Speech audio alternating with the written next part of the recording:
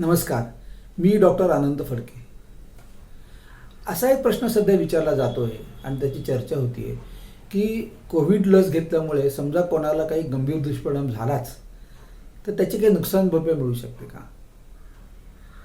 तर हा प्रश्न जरा नीट समजून घेऊया. एक लक्षात घेतलं पाहिजे की हा प्रश्न फक्त कोविडबद्दल नाही, आपल्या सगळ्याच लसींबद्दल आहे. कारण आपल्याकडे ज्या सगळ्या लसी आलेल्या आहेत त्या खरं म्हणजे तुलनेने खूप निर्धोक आहेत अशी खात्री पटल्यानंतरच त्या राष्ट्रीय कार्यक्रमामध्ये घेतल्या जातात. त्याच्यामुळे या लसींना परवानगी देणारी जी सरकारी संस्था आहे त्यांचं एक कामच आहे की जी कुठली लस बाजारात येईल ती येण्याच्या आधी ती परिणामकारक आहे, पुरेशी 60, 70, 80% तरी आहे. आणि नंबर 2, त्याच्यामुळे कोणतेही गंभीर दुष्परिणाम फारसे काही होत नाहीत याची खात्री करूनच ही लस बाजारामध्ये द्यायला ते परवानगी देतात. विशेषतः राष्ट्रीय कार्यक्रमामध्ये ज्या लसी दिल्या जातात, म्हणजे आपल्या सगळ्या लहान बाळांना ज्या दिल्या जातात किंवा गरोदर बाईला जे टिटॅनसचे इंजेक्शन दिलं जातं, याच्यामध्ये मात्र ते जास्त पक्की खात्री करतात की या लसीमुळे कुठला दुष्परिणाम होता कामा नये. परंतु हे सुद्धा खरं आहे की जेव्हा 5, 10, 25 लाख लोकांना, कोट्यावधी मुलांना लस दिली जाते, माणसांना लस दिली जाते, तेव्हा क्वचित प्रसंगी या लसीमुळे काहीतरी गंभीर दुष्परिणाम होऊ शकतात. आणि जे पहिल्या सुरुवातीच्या संशोधनामध्ये लक्षात येत नाहीत, म्हणजे तो काही त्या शास्त्रज्ञांची चूक असते अशातला भाग नाही. संशोधनाच्या मर्यादा आहेत. कारण संशोधन 15, 20, 30 हजार लोकांपर्यंत समजा केलं गेलं, जे सध्या कोविडबद्दल केलं जातं. ते 20 ते 30 हजार लोकांवर संशोधन केलं जाते, पण टोचताना मात्र दशलक्ष लोकांना, कोट्यावधी लोकांना टोचलं जातं. त्याच्यामुळे नंतर काही गंभीर दुष्परिणाम सापडू शकतात. आणि त्याच्यामध्ये असे जे गंभीर दुष्परिणाम जर सापडले तर त्या काही कुठल्या कंपनीचा, सरकारचं किंवा त्या माणसांचा टोचणाऱ्याचा दोष असतो अशातला भाग नाही. सर्व ती काळजी घेतल्यानंतर सुद्धा जर एखादा गंभीर दुष्परिणाम झाला तर तुम्हाला असं गृहीत धरावं लागतं की हे केवळ त्या लसीच्या अंगभूत गुणधर्मामुळे झालेलं आहे, की आपण म्हणून अवगुणामुळे झालेलं आहे, त्याला कोणीच काही करू शकत नाही. नंबर 2, हा जो आपण स्वतःसाठी जेव्हा लस घेतो की आपल्या बाळाला जेव्हा लस टोचली जाते तेव्हा त्या व्यक्तीचं संरक्षण होतंच, पण त्याचबरोबर समाजाचं हित साधलं जातं. कारण तुम्हाला जर एखादा संसर्गजन्य आजार झाला नाही, तुमचं संरक्षण झालं, तर तो आजार बाहेर पसरतही नाही आहे. म्हणजे तुमच्यापासून दुसऱ्याला पसरेल ना. तर तुम्हाला जर आजार नाही झाला तर इतरांनाही तो होणार नाही, तुमच्यापासून तरी पसरणार नाही. त्याच्यामुळे आजाराचं जी साथ असते किंवा आजार प्रसाराचं जे काम असतं ते तुम्ही लस घेतल्यामुळे ते सुद्धा रोखलं जातं. त्या अर्थाने तुम्ही लस घेतल्यामुळे समाजाचं हितसुद्धा साधलं जातं. थोडक्यात हे जो आपण धोका घेतो लस घेताना, 5-10 लाख लोकांमध्ये एखादा गंभीर दुष्परिणाम होऊ शकतो, हा धोका तुम्ही स्वतःच्या हितासाठी घेता आणि समाजाच्या हितासाठी सुद्धा घेता.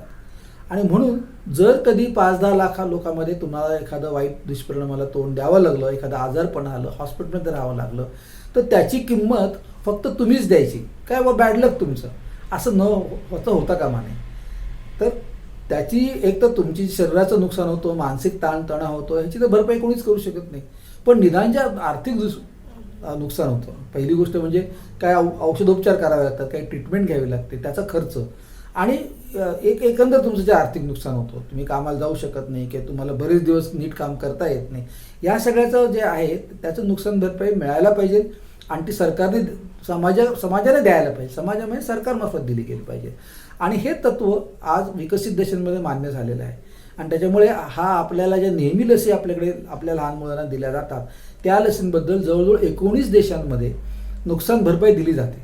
मग त्यांनी काय केलेलं आहे की कुठल्या लसीमुळे गंभीर दुष्परिणाम कमी प्रमाणात कमी होऊ शकतात ते नोंदवले गेलेले आहेत. त्याचा तक्ता बनवलेला आहे. उदाहरण तुम्ही अमेरिकेचं उदाहरण घेतलं तर याच्यामध्ये त्यांच्या वेबसाईटवर एक तक्ता आहे, त्याच्यामध्ये लस आणि त्या लसीचे केव्हा तरी आढळणारे गंभीर दुष्परिणाम याची यादी दिलेली आहे. किती दिवसांनी होतात, काय होतात, स्वरूप काय असतं, असं सगळं. आणि मग लस दिल्यानंतर जर त्या प्रकारचे गंभीर दुष्परिणाम झाले तर तुम्हाला सरकारी योजनेमार्फत त्याच्यामध्ये नुकसान भरपाई मिळते.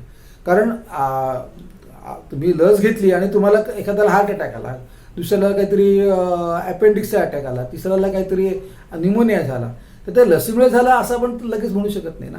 त्याच्यामुळे कोणत्या लसीमुळे कोणता दुष्परिणाम होतो हे अनेकदा अनुभव घेतल्यानंतर, लाखो लोकांना लस टोचल्यानंतर जे काही वारंवार रिपोर्ट्स येतात त्या सगळ्या रिपोर्टची छाननी करतात आणि त्या लसीचं जे स्वरूप आहे, त्या लसीचं जे आत त्यांनी जे रसायन वापरलेलं आहे त्याचं सगळं एकंदर रचना लक्षात घेता त्या लसीमुळे तो दुष्परिणाम झाला असेल का, हा असाच झाला की ज्याचा लसी संबंध नाही, याच्यावर बरंच संशोधन करावं लागतं.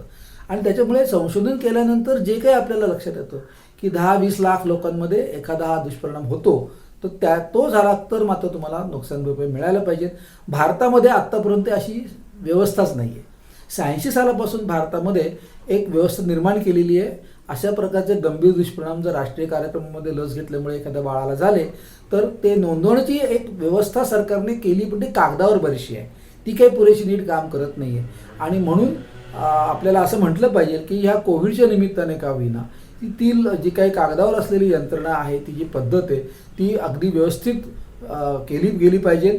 सगळ्या प्रकारचे जे गंभीर दुष्परिणाम होतात ते कोविडच्या बाबतीत नोंदले गेले पाहिजेत. मग ते कोविडमुळे झाले का नाही झाले हे नंतर ठरवता येईल, परंतु निदान ते व्यवस्थित नोंदलं जाणं आणि मग त्याची नीट तज्ज्ञांच्या तर्फे चौकशी होणं, ती चौकशी कोणी केली, त्या लोकांची, तज्ज्ञ लोकांची नावं प्रसिद्ध होणं, त्या तज्ज्ञ लोकांचे औषध कंपन्यांशी काही संबंध आहेत का, त्याचा तपशील बाहेर होणं, त्यांनी ते जे निर्णय दिलेला आहे की हा झालेला दुष्परिणाम या लसीमुळे आहे का नाही आहे, ह्याच्याबद्दल त्यांनी जे काही शास्त्रीय स्पष्टीकरण दिलेलं आहे ते प्रसिद्ध होणं, म्हणजे मग इतर तज्ज्ञ लोक सुद्धा तपासू शकतील. थोडक्यात एक प्रकारची पारदर्शकता आपण म्हणतो, ती पारदर्शकता या अशा सगळ्या गंभीर दुष्परिणामाबद्दल असायला पाहिजेत. आणि मग त्याच्या आधारे आपल्याला काही ना काहीतरी त्या लोकांना आपल्या देशाची जी काही परिस्थिती असेल त्यानुसार दुष्परिणामाबद्दलची नुकसान भरपाई मिळायला पाहिजे. आता एक अशी मागणी होती की सिरम इन्स्टिट्यूटने अशी मागणी केली की कुठल्याही नागरिकाने आमच्यावर केस कोर्टात करून, काही लोक खूप मोठी अव्वाच्या सव्वा कंपनीला वाटते अशी जर त्यांनी नुकसान भरपाई मागितली तर अशी केस करण्यापासूनच आम्हाला मुक्तता मिळावी, अभय मिळावं. कोणीही आमच्यावर अशी केस करताच कामा नये, असं सरकारने एक कायदा करावा किंवा कायदी व्यवस्था करावी अशी त्यांची मागणी होती. कारण त्यांचं म्हणणं असं की आम्ही हे पॅन्डेमिक लक्षात घेऊन हे सगळं घाईमध्ये सगळं नीट करतोय आणि त्याच्यामुळे कुठली चूक न करता सुद्धा आम्हाला एखादा जर कोणाला दुष्परिणाम झाला आणि त्याच्यावर जर खूप मोठा अव्वाच्या सव्वा दावा जर कोणी लावला तर आम्ही त्याच्यासाठी का किंमत द्यायची, हे आम्ही देशासाठी समाजासाठी करतोय म्हणून आम्ही नाही ही किंमत देणार, सरकारने द्यावी. पण सरकारने हे काही केलेलं नाही आहे आणि मला सुद्धा असं वाटतं की सर्व जबाबदारी कंपनीकडे ढकलण्यात काही अर्थ नाही. ही सरकारची जबाबदारी, त्यात कोणाचा दोष नाही आहे. त्याला नो फॉल्ट कॉम्पेन्सेशन असं म्हणतात की दोष कोणाचाच नाही आहे. सत्य असं की त्या बाळाला किंवा त्या माणसाला त्याचा वाईट परिणाम भोगावा लागला आणि त्याची नुकसान भरपाई त्याला मिळाली पाहिजे.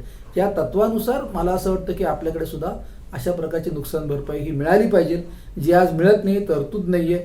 ना सरकार देते ना कंपनीला त्यांनी म्हटले की तुम्ही द्या, आम्ही त्याला जबाबदार नाही आहे. आता आपल्या देशामध्ये असं जर कोणाला काही गंभीर दुष्परिणाम झाला तर त्यांनी कोर्टात जायचं, केस करायची, तर कंपनीच्या विरुद्ध जिंकायची आणि नुकसान भरपाई मिळायची. म्हणजे सामान्य माणसंही काही करू शकणार नाहीत, थोडक्यात कोणाला काही मिळणार नाही.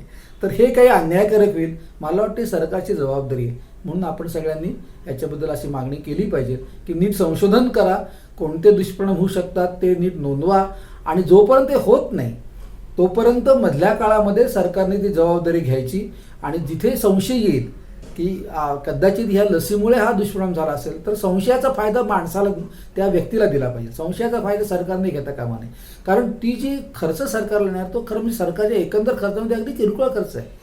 म्हणजे किती मुठभरपेक्षा खूप कमी लोकांना दुष्परिणाम होतील गंभीर, त्यांना द्यायची नुकसान भरपाई सुद्धा थोडीशीच असणार आहे आणि ती सुद्धा सरकार द्यायला तयार नाही आहे. असं होणं मला वाटतं हे बरोबर नाही. म्हणून मला असं वाटतं की जर कधी दुष्परिणाम झालाच, त्याचं प्रमाण खूप कमी असण्याची शक्यता जास्त आहे, तर त्याची नुकसान भरपाई सरकारने नो फॉल्ट कॉम्पेन्सेशन या तत्वानुसार द्यायला पाहिजे. धन्यवाद.